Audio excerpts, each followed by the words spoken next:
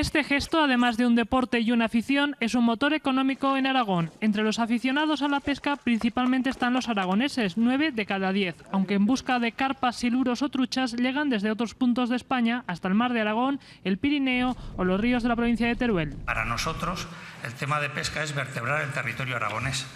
Prácticamente en cada sitio de Aragón tenemos un río, un lago, un embalse donde podemos practicar nuestro deporte.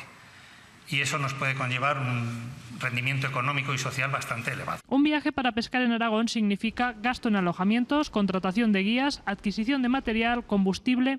Un estudio encargado por el Departamento de Medio Ambiente sitúa además en más de 3.500 los puestos de trabajo que los pescadores ayudan a sostener. La pesca generó un impacto de 168 millones de euros.